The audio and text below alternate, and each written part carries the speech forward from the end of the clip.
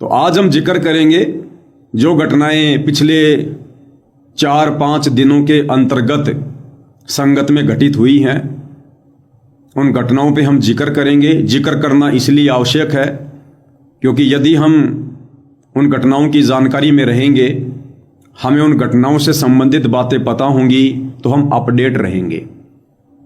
हमारी मर्यादा खंडित होने से बचेगी, हमारा विश्वास डगमग होने से बचेगा।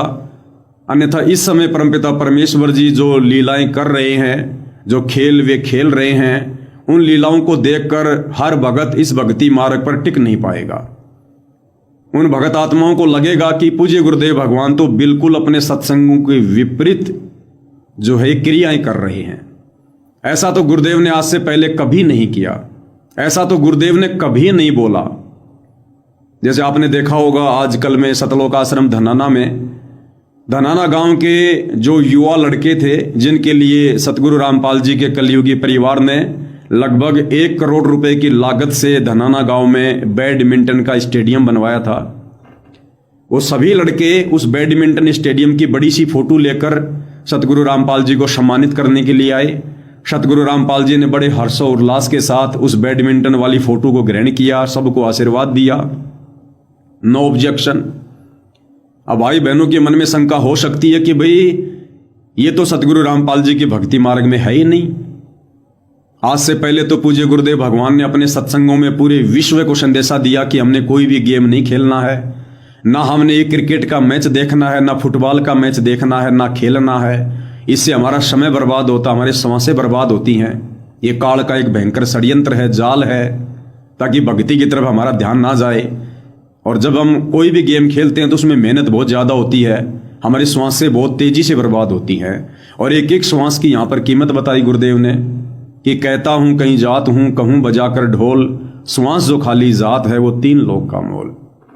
कबीर श्वास ऊँ श्वास में नाम जपो, व्यर्था श्वास मत खो, भाई ना बेरा इस सांस को फिर आवन हो के ना हो।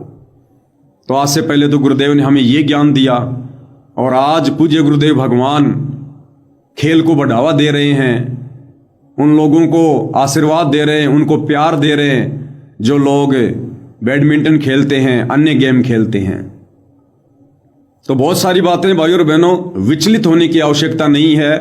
दास बार बार कहेगा, ये हम साध संगति से जुड़े सत्सेवक भाई बहनों की अग्नि परीक्षा चल रही है, और इस अग्नि परीक्षा में सफलता प्राप्त करने का एक ही मूल मंत्र है। देखो, जिनको परमेश्वर जी का ज्ञान समझ में आ गया, जिनको दृढ़ विश्वास है, जिनको उनके खेल समझ में आ रहे हैं, उनकी लीला समझ में आ रही है, उन आत्माओं को तो सुई की नोक रखने जितनी भी अगर काल शंका पैदा करना चाहेगा तो मुंह की खाएगा, क्योंकि उन्हें तो पता है अपने परमेश्वर जी के विषय में। जो भाई बहन थोड़े बहुत कमजोर हैं, दास उनसे प्रार्थना करेगा कि आपके लिए विजय प्राप्त करने का एक ही मूल मंत्र है। आप जी ये सोचकर भक्ति करो कि मेरे गुरुदेव भगवान तो 10 अप्रैल 2026 को हिसार जेल से धनाना आश्रम में नहीं, बल्कि अपने निज लोक शतलोक को चले गए। पूज्य गुरुदेव भगवान परमेश्वर रामपाल जी 10 अप्रैल 2026 को धनाना आश्रम में ना आकर शतलोक चले गए हैं, और उन्होंने जाने से पहले हमें जो नियम बता दिए, जो मर्यादा बता दी, जो उनका वचन है, हमने तो बस उसमें रह के भक्ति करनी है। संकल्प वाला है तो सोच लो बस सत्संग ही सुनना है। कबीर जब तब संयम साधना सब सुमरण के माही, और सत्संग ध्यान से सुनना भी गुरुदेव ने सुमरण ही बताया है। तो ये सोचकर कि बस मैंने तो उतना ही करना है, वैसा ही करना है जैसा मेरे गुरुदेव भगवान ने मुझे अपने सत्संगों में बताया है। मैंने ये नहीं देखना कि गुरुदेव ने सत्संगों में क्या बताया और आज गुरुदेव क्या कर रहे हैं। गुरुदेव आप और हमारी तरह कोई सामान्य प्राणी नहीं है, कोई इंसान नहीं है, कोई व्यक्ति नहीं है, हाड़ मांस का पुतला नहीं है। गुरुदेव केवल एक लीला कर रहे हैं मानव चोले में।